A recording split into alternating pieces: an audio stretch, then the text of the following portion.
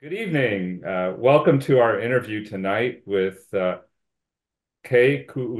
Kanahele. She's a candidate for County Council District 3 here in Hawaii County.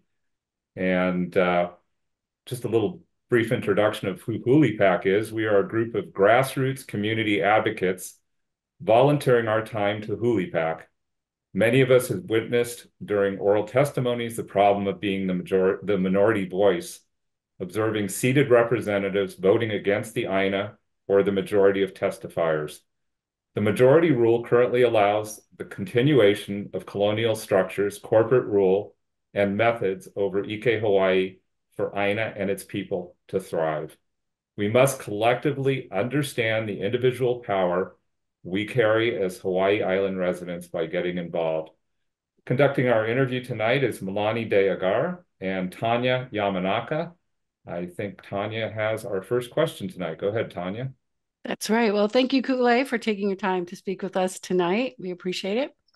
Kule, what do you see as the most pressing topic facing your district, and what are you planning or would you do to address that issue? Mahalo for having me this evening. I wanted to say that my name is Ku'ule. I think Jeff said Ku'ulani in the beginning, and that's a beautiful name, but it's not mine. So Ku'ule, Ku'ule is me, and no Sorry worries at about all. that. No worries, no worries. I just want to make sure that they can find me on the ballot. I think mostly for me, the issue of uh our the District 3 area. So we're home to the rubbish dump transfer station.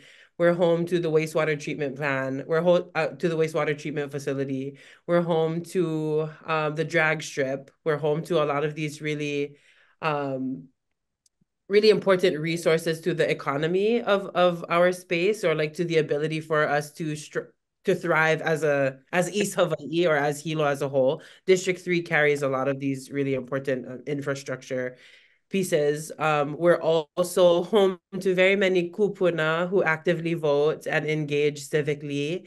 We're home to very many community associations, specifically Keaukaha Community Association and Pane'ewa Hawaiian Homelands Community Association, Keaukaha Pane'ewa Farmers Association. We're home to very many homesteaders and OEV people.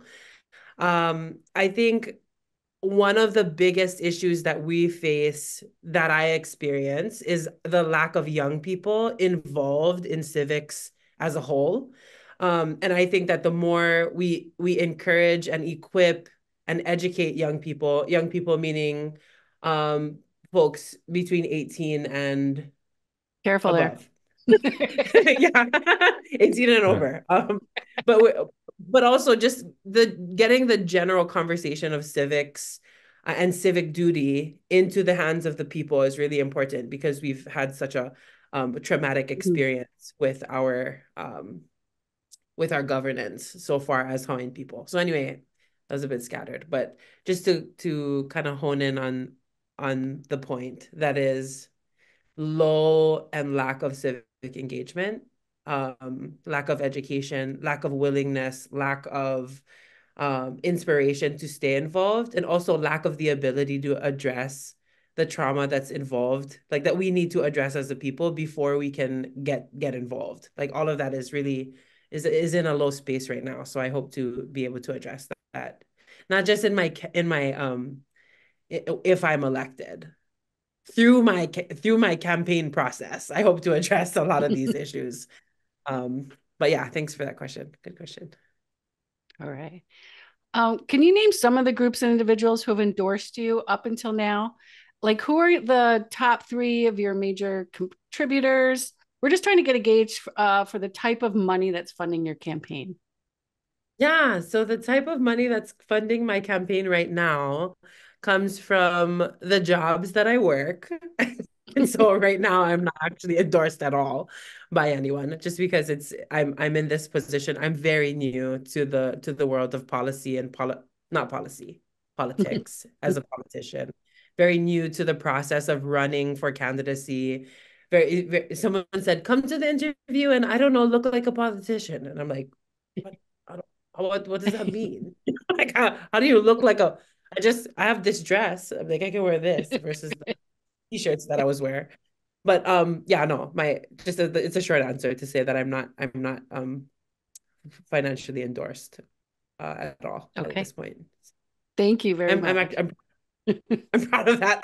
No one holds my allegiance because they paid any amount of money to my campaign. So yeah. Aloha mai e ku'ulei. Aloha. Um, what are some of your solutions for affordable housing on Hawai'i Island? Solutions for affordable housing in Hawai'i Island. I want to say that we can come together to discuss a lot of solutions to affordable housing. Um, and I think it's important for the people of each specific place to really determine what's appropriate for that place. Because what's good for the people of Puna will not be good for the people of Keaukaha. Even Keaukaha Panaeva. Like we have very place-based solutions for all of these issues. And so I would be interested in hearing from the kupuna and the people of each community to figure out place-based solutions for affordable housing. But I think that's a really important thing because right now we have like multiple generations of ohana living in one home. And as beautiful that is, it gets to be a little complex. So affordable housing is an important issue. Yeah. Oh, mahalo, mahalo. I have one more question. Houselessness remains a Yeah. problem statewide, including on Hawai'i Island. What solutions can you suggest to start tackling this crisis? I was talking to somebody the other day, and I was actually interviewing him for Zero Waste Hawai'i Island. But I said, aloha, and he said, hello, I don't want to go to hell. I'm not, he was thinking I was trying to like bring him to salvation or kind of like something. And sorry, I don't have any pool over there. I couldn't get you in if I tried. But anyway, I'm here to interview you about waste because my work that I do right now has a lot to do with zero waste Hawaii Island and re-indigenization of zero waste culture and like these different kinds of things. So he was like, "Oh, you're actually asking for my valuable opinion." I said, "Yes, yes," with real questions.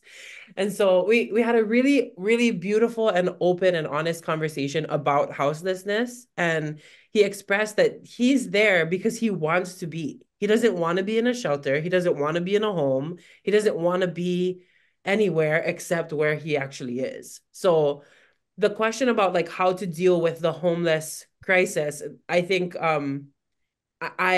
we should spend a little bit more time about that question because these people sometimes want to be where they're at.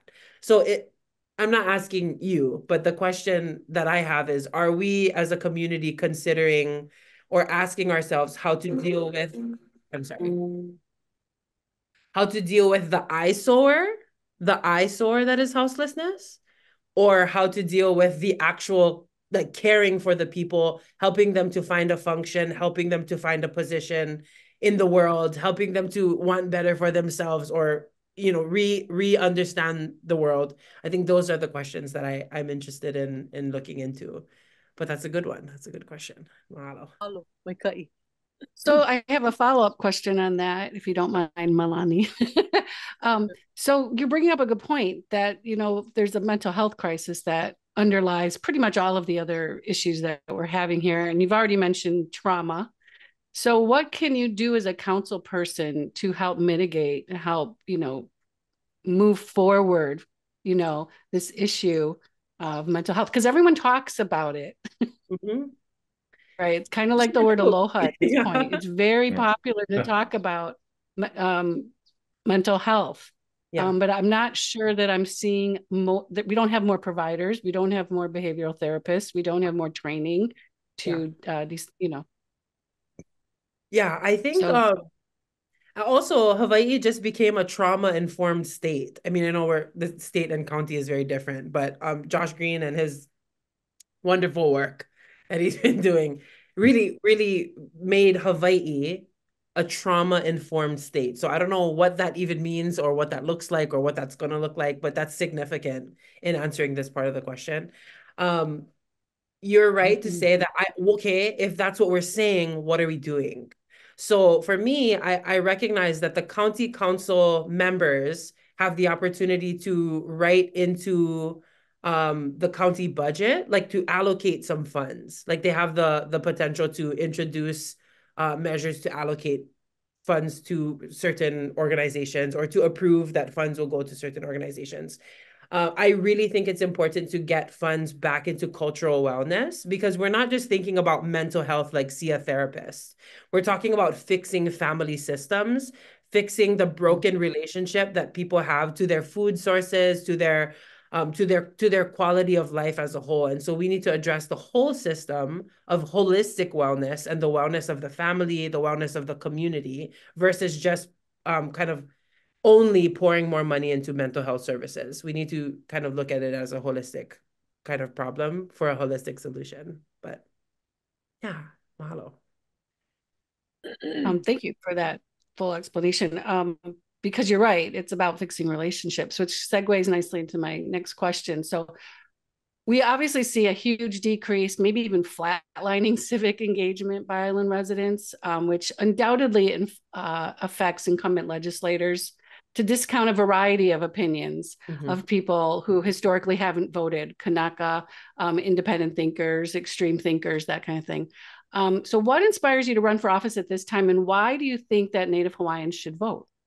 Oh, okay. I'm like, I can stay on here for 3 hours and talk about this kind of thing. So the first question about what inspired me to run, I'm confident based on the track record of council folks that we've had represent my specific district, but also Hawaii as a whole and Hawaii voices as a whole. I'm confident that a lot of times when folks come with these outlandish, wild, discredited ideas, especially related to the occupation of Hawaii, especially related to really valid points that are just 131 years old. Like these things have been valid for 131 plus years.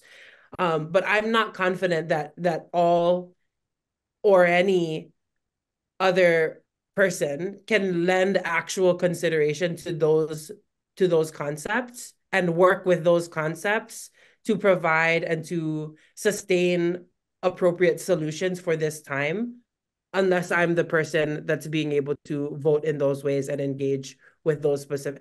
We need to really consider the truth of our history and find solutions that are appropriate for our time now. And I don't know or trust that I trusted myself to be able to make those connections, and bring that information to my informed vote. So that's part of. I forget the second question, but that's my manao for the one question that you had. So why should more people vote now, particularly Kanaka Maui? You know what I mean? Why should young people vote? Why should anyone vote at this point? Yes. So there's this widely known there's this belief that voting is rigged and that they change the votes anyway. And I think people are thinking about the presidential election. And I don't have any information about whether or not that's true in the presidential election, but I believe that the votes that are casted in our local election is the votes that we see in the report. And so people don't realize. So Jeff earlier in this conversation explained that a lot of times we have the minority voice, like Kanaka Maoli, and our āina-based initiatives and our āina-based desires have the minority. We are the minority voice, and also politicians vote against the majority of folks that show up and voice our opinions. So that's something that he said earlier. We don't need to always be the minority voice.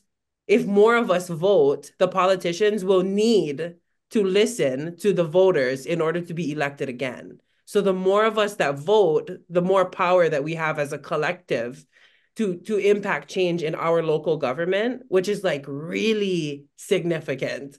When it comes to policy, when it comes to the allocation of funds, maybe my one vote maybe my one vote is like, I'm not going to be my only vote is not going to matter. Yeah, that times like your family times the whole entire of neighborhood that we're in. That's a lot of votes. That's a lot of power that we need to start to reclaim.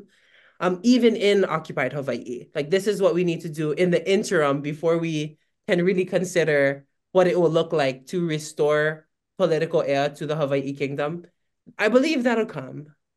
But in the interim, what are we going to do with our existing government? What are we going to do? So that's part of it. And mahalo for that question. You're welcome. Yeah. Okay, we're going to go to land use and development. So which sites in your district or community would you like to see protected under the 2% Land Fund Charter Amendment enacted in November 2020? I think as a lay person coming into policy, I don't know a lot about that amendment specifically, but I know a lot about the protection of place. And I just want to say that it's really important for us to be able to protect the places that are spiritual points of sustenance for Kanaka Maoli. So that a lot of shoreline areas, that's not just only places where we go to the kaituhi uvai and pikai and just be well as people, but also that's the sustenance of our food. Like that's our actual food, especially when we concern ourselves with eating from the āina, which is something related to our mental health and related to our holistic health.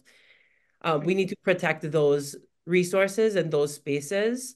Also, people are like, I didn't see you over there. A lot of people I know go to specific places to pule in the nighttime when the sun has gone down, and only the akua are there in that space. So, yeah, protecting resources and spaces of sustenance is important to me, and I think a lot of community folks would agree. But So you're probably talking about like growing things for la'au lafa'au, that nature, and having yes, areas where the practitioners can go and yes. get supplies if they don't have it in their backyard. Yes. And I think those spaces already exist, and families have been collecting from those spaces for generations. So to be able to say, well, we're going to relocate you to this area, and there's a lot of olana in this part of town, you can come to here. That disrupts the multi-generational practice that exists, that we have a right to as Kanaka Maoli. So yes, the collection of things and also the sustenance of the everyday. So Mahalo.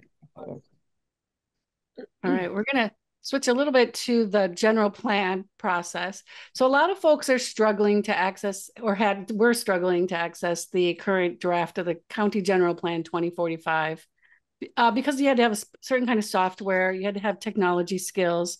It's also difficult to compare the currently proposed general plan to the former one because the whole formatting changed. So it was a completely different document. So how do you think the general plan process is going? And do you have any thoughts about the draft 2045 general plan that was presented? I'm really, I have a lot of respect for the existing council members of the council, of the county council now. And I know there's so much work that goes into the one position, and I know that everyone is working really hard, I'm sure. But I'm saddened and a little bit disappointed in the lack of community engagement that has been happening related to the general plan. I think it's not fair to just, if there even was one, but I don't think it's fair to just put one event together and say, oh, this is the general plan, let's talk about it. When there are existing monthly meetings for all of the where all of the associations come together. I mean, Keaukaha have one, Panaeva has one, Leleivi has one, Pi'ihonua has one, and there's a lot of community gatherings that occur on a monthly basis, and there isn't one singular person from the county dedicated to the general plan that has attended these meetings regularly. So that outreach hasn't been done. And then I just think that that's not fair because it's not accessible, because not everybody has access to a computer at all, let alone the software that's required to view the plan or provide input or provide, Also, I recognize that I want to say politicians in general. politicians in general don't even follow the general plan in a lot of spaces. We have to remind, I said, excuse me, hello, the protection of this place is important because it says here in the general plan that this is what we hope to, so there needs to be more community engagement and also more accountability. Like, how do we generate the general plan in a way that makes sense for Oiwi, for Native people, for the community at large? And then how do we give it some teeth to hold politicians accountable to the plan? So all things I'm thinking of related to that. But mahalo. I have so many other questions running through my head. I just don't know if I should actually ask them because I know we're on a timeline. So we can continue and we can get back to those. I'm just going to jot my notes down. So I'll let you continue, Malani.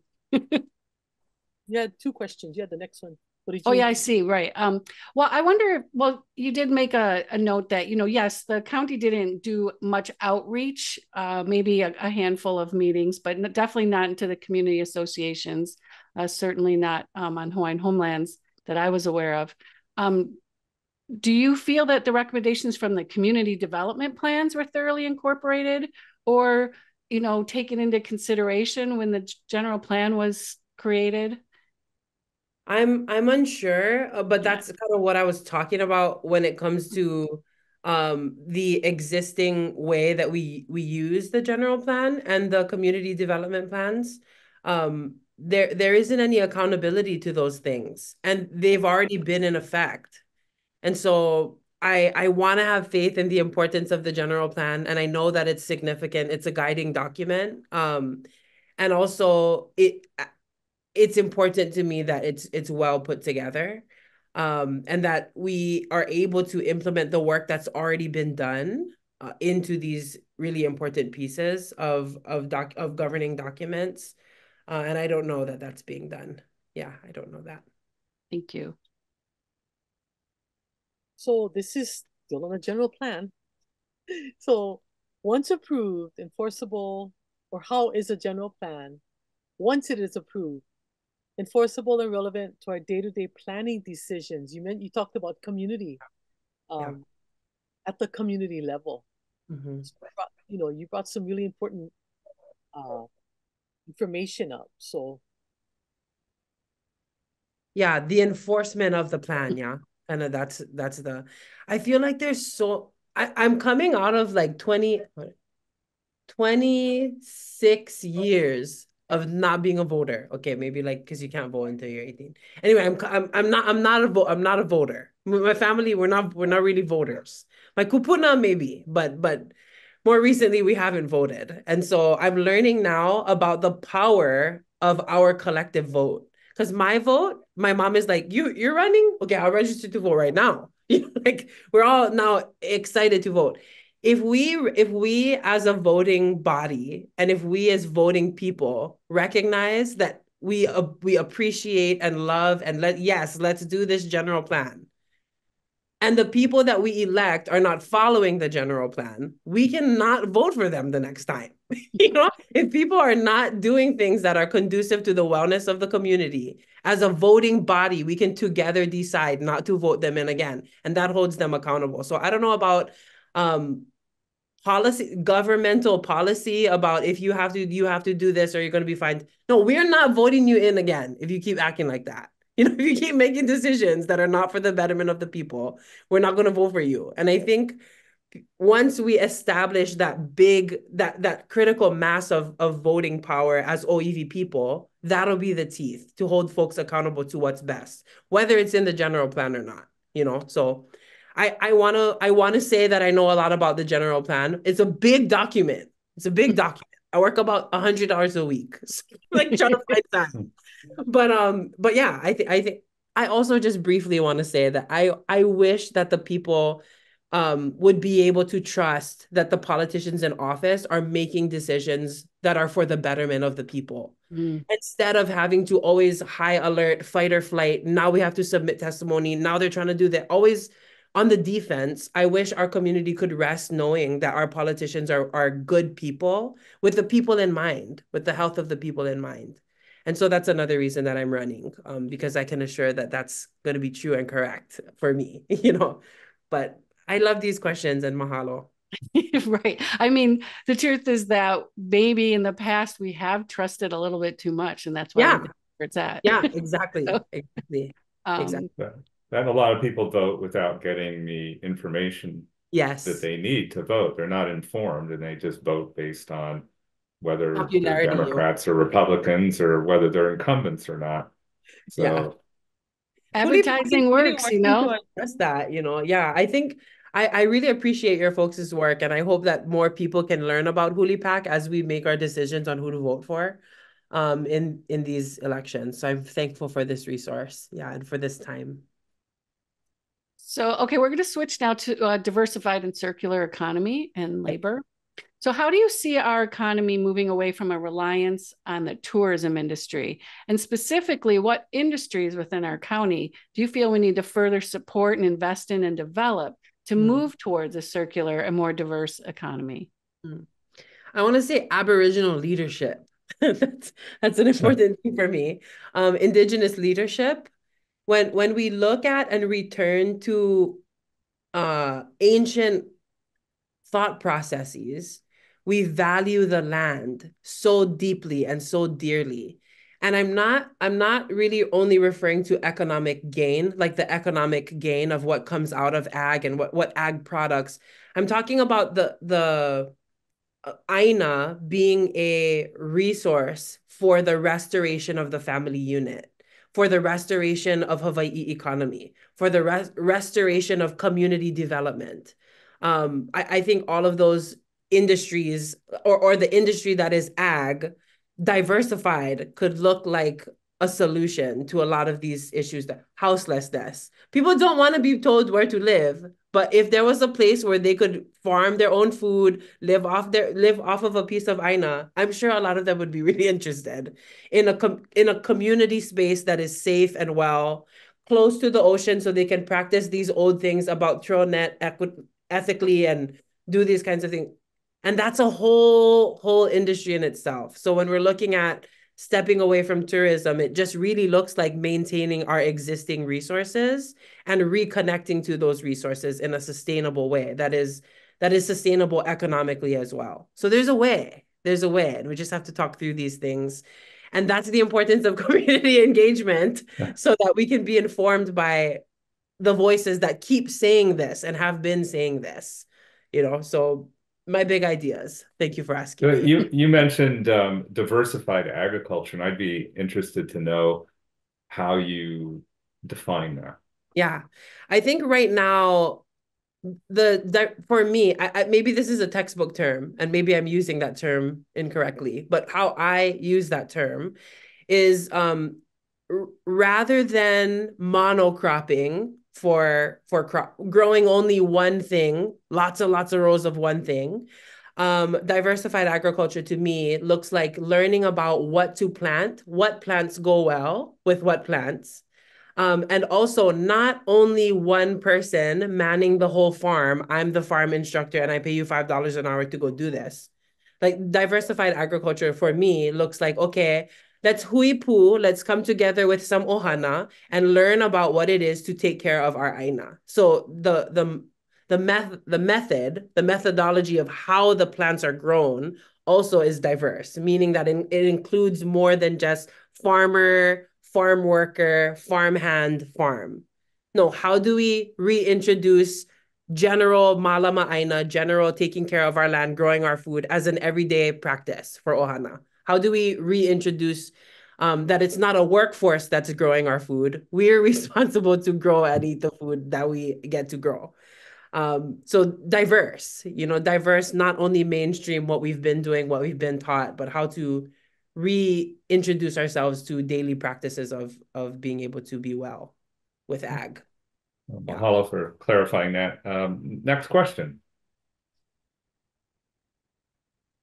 Is that you, Tanya? I think that's you, and a great segue to food security. Oh, here we go. We're on top of it. We're here. Yeah. So I'm glad you brought all that up earlier about the āina, because the āina is a living thing. Yeah. Ew. Yeah. According to Oivi and Tanaka Maoli. So you're gonna laugh, but if Hawaii is cut off from continental resources for an extended period of time due to a natural or human-caused disaster, Hawai'i Island cannot feed its residents without food imports. What is your definition of food security / sovereignty? I'm not gonna laugh you. I love that question. I love that question. Um, I want to just say that it's so valuable to value our āina people, the people who are pig farmers, who are we're so humble and neglected in this area of what's value. My family, we've been pig farmers for I want to say three generations now. So we have this pig farm, and growing up, I was like, people would say, my dad's a lawyer, my dad's a doctor, my dad is a teacher. And I'm like, okay. But my dad is we've been pig farmers. Like we have pigs and we pick up the slop from the schools and we feed the pigs and they but the question of what happened because it seems very abstract, but it doesn't. It seems very like it's making a lot of sense if you're oivy people. But anyway, being able to value our food producers now, not only when the ships stop coming in, but being able to identify how good it feels to know the farmer to know that the pig that you're eating came from this particular piece of āina.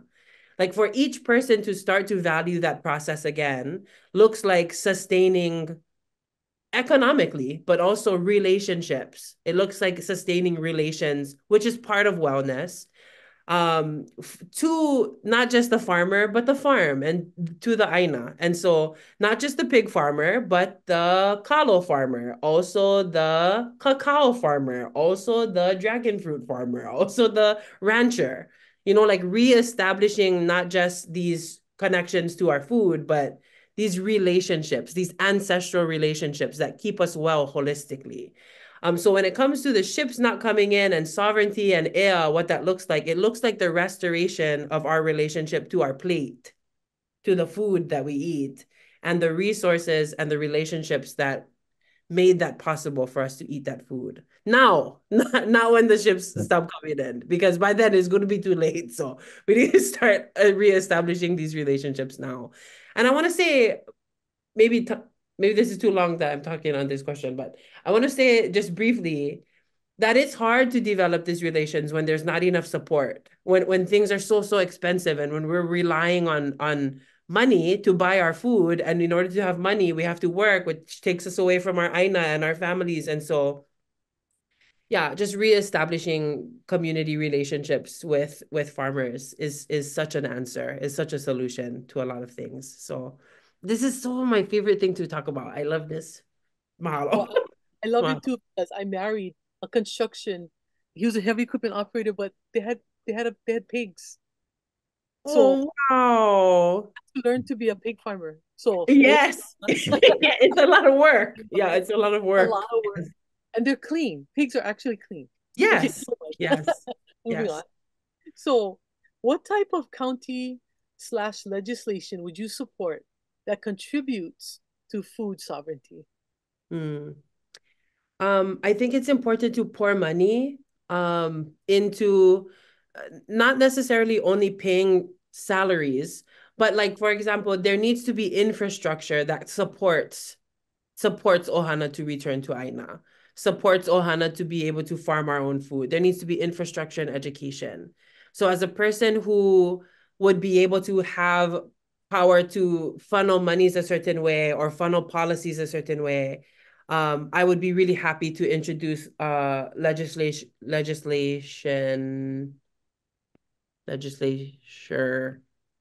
how that is, directing resources toward our farmers. And not only the farmers that grow for money, not only the commercial farmers, but the family farmers and Ohana education, like directing. So that question earlier about mental health and how do we address mental health, putting monies into a comprehensive program, the development of a comprehensive program that is accessible to everybody, that includes relationship to food, relationship to family, relationship to our ability to cook and eat.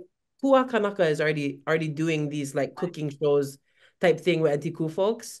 There are existing orgs that could use the financial support to extend their services to more people. And so those kinds of initiatives, really excited. I'm like, let's just do it because we need to do it. We need to do it now. But mahalo. I get really excited. I'm like, it's getting hot in here.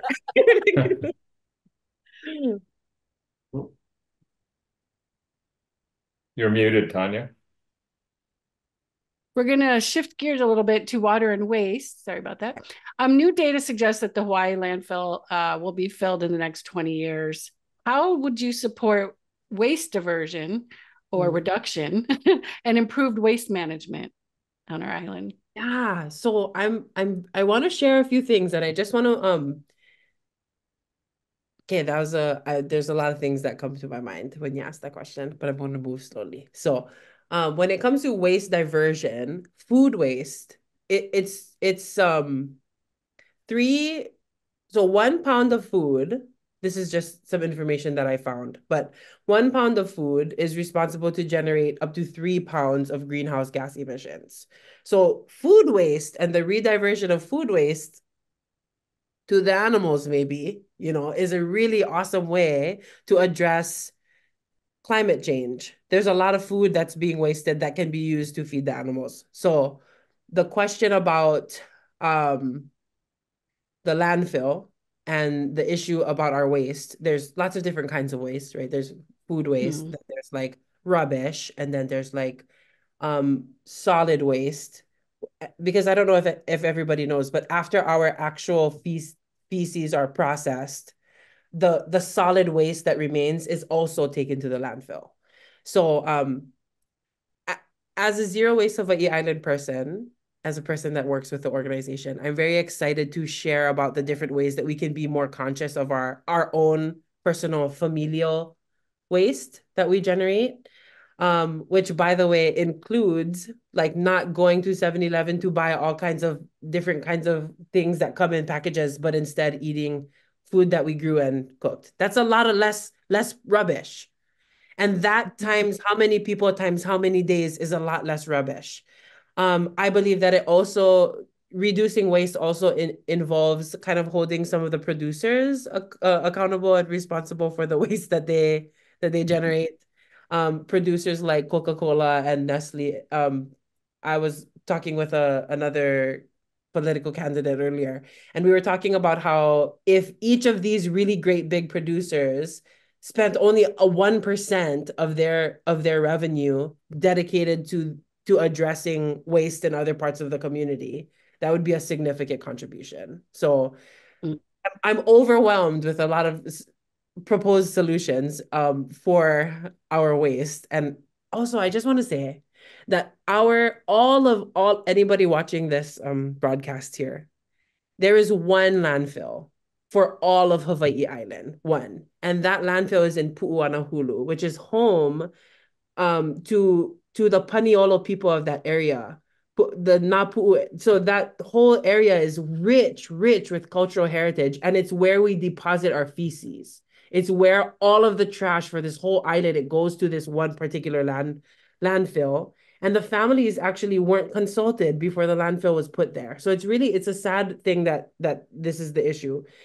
But for Hawaii people to be educated on where our rubbish and our waste goes, there's now a sentiment that makes us want to make less rubbish. And so I just think education and community engagement will really, really help us to shift the behavior and up the morale of the general community to be concerned about these things. But yeah, love these questions, Tanya. Mahalo. Would you favor an outright ban of plastics? Oh, that's a good question. I had a really hard time with that question. Mostly because, do you mean plastic, like foodware plastics, or plastic bottles used for water, plastic containers for food in general? Like single-use plastics. Yeah, because like these things that I was just gonna have to drink this water here. I want to say yes, and I know that a lot of people would also be supportive of that. What my concern would be for the people who don't have access to clean water. And right now there's no infrastructure where you can pick up a glass bottle of water and then return it and then get another glass bottle of, there's no infrastructure to replace this. And I know a lot of people that can only access clean water through these bottles. So I'm concerned for them. I'm also concerned for the folks who have only $20 to their name and they have to now go buy they don't have access to a stove or an ice box or anything, and they have to go buy a food, and they don't have access to any other thing other than what comes in that disposable container. And I realized that survival would be very difficult for them if there was a ban on something that's been part of their lives since they were born. So I think maybe if that ban came in phases, because I also know a lot of folks who prior to the education were like, no, we need these things. And then after the education, they're like, I can try. Right. Like, I'm willing to try my life without that, even though for 3 generations we drank the same water bottles. So I want to say yes, but maybe in phases and maybe responsibly, not to jeopardize the well-being and safety of people who depend on the plastics for So that goes in alignment with what you were saying about producer responsibility, because if we could enact some kind of legislation to have financial resources from the producers who are responsible for this, then that can fund education so that we can start to shift our lifestyles and reduce waste. And so then it's kind of like one thing's moving up and one thing's moving down, right? Yes. And also my dad, he's very, like, I love my dad to pieces. He's very pig farmer. He's very Keaukaha. He's very kaneohe, but this dad. And he's also very like clamshell and water bottle, because we gotta go and there's things we have to do. Right. We have to just I have to do this because I'm sore, I'm tired, there's a lot to do. But if my dad, my ku'uvahi papa, if he's willing to consider reusable foodware, if he's willing to figure it out, I'm confident that we can all try. So yes to the ban in responsible, educated, well thought out, put together, community informed types of ways. Yes. All right, we have time for one more question from each of you. So I'm gonna let Milani go. Okay. Talking about zero waste. So what do you see as a county's role in incorporating zero waste frameworks throughout our island, and how can the county collaborate with the state on zero waste initiatives? I'm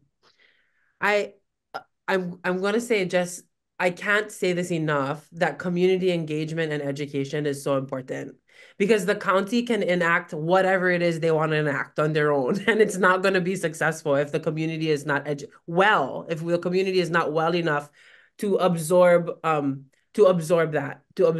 interact with those policies. And so building capacity for what could be the county needs to build capacity to support more than just the pinpoint focus of waste. The county needs to develop the capacity to support the community becoming more well, so that these kinds of initiatives can be successful. And that's just based on some of the feedback that I've heard from actual community about our zero waste initiatives. So I think that, because I know we're crunched for time, but I think essentially that. All right, Tanya, last question. I think, we still have time for more. Let's see. Well, I guess I'm curious about God, there's so much I'd like to talk about, because you said about I talk so much. I'm sorry. Maybe that's why. Well, you said about like protecting the reefs and the shorelines, and then we were also talking about accountability, because one of the biggest problems is that we can enact all the laws we want, but if we can't enforce them, because it's hard to change personal lifestyles, as we all know, or we'd all be perfect. But when you're talking about corporations, then it's really hard to change their lifestyle, right? So like, how do we address this accountability issue? Because really, it all is about changing ourselves, right? It is about people changing. Yeah. So how can we? So can you repeat the question Well, I guess my question is like enforcement will always be a problem when we enact new laws, no matter what it is. We could ban war. That wouldn't mean that people would stop killing people for profit or whatever. You know what I mean? We have to change internally. So like how can education and how can I don't know. I'm just kind of want you to riff. Yeah, no, I love it. I love it. I'm thinking about this existing framework. I'm like, okay, whiteboard. There's an existing, the Kumuhonua Mauliola is an existing framework that's an educational philosophy statement, but it has a lot of applications. So if we look at this framework, it's a circle inside of a circle inside of a circle. There's the family, the Honua Ieve, which is the family unit. Then there's the outer community just beyond the family. And then there's the rest of the world. So when we talk about policy, that's all here. And that's all great. And that's all important. But if there's no conversation between each of these, if there's no connection between these other circles in this framework, it's not going to be functional, and it can be harmful, and these things can be harmful. So when we talk about the health of the family, it starts here, and I'm sorry to bring this back into the conversation so often, but for example, the reef and the quality of the reef. People talk about overfishing. People talk about and blame these very blanket kind of statements. But the other issue is that young people are burning rubber, and this is from Leleivi Community Association, beloveds. These are some feedback that came back from them about this specifically. When people burn rubber on the street, and the rain comes down, the sediment from the rubber that was burnt on the road leaches into the ocean, which affects the limu, which affects the fish, which affects the ecosystem of natural resources in the area. So the question then to address the limu and the reef and that part of our conversation is, how do we reach the people who are burning rubber? How do we help them to find value and worth and respect for self and community and kupuna? Like, how do we do that at all? How do we reach these people here? Because this is functioning. How do we reach the people in their addiction? Like in their personal struggle, in their wellness, their personal wellness? How do we do that so that this can all be functional? So anyway, thank you for listening to my abstract thoughts about the wellness of our community and policy. Very grateful. It was terrific. Thank you, Ku'ule Kanahele. Great conversation. Really appreciate you joining us tonight. Ku'ule is the candidate for County Council District 3. I'd also like to thank both our interviewers, Tanya and Milani. And I'd like to encourage everybody in our audience to please vote. Yes. Have your friends and family vote. It's so important. You can see the impact. We really do have a small community, and your vote counts tremendously. At HULI PAC, we're building something that Hawaii's never seen before, a slate of pono leaders. For more information, please log into hulihigh.com, HULHI.com. Have a great evening. Thanks very much for joining us. Mahalo, Kule. Mahalo.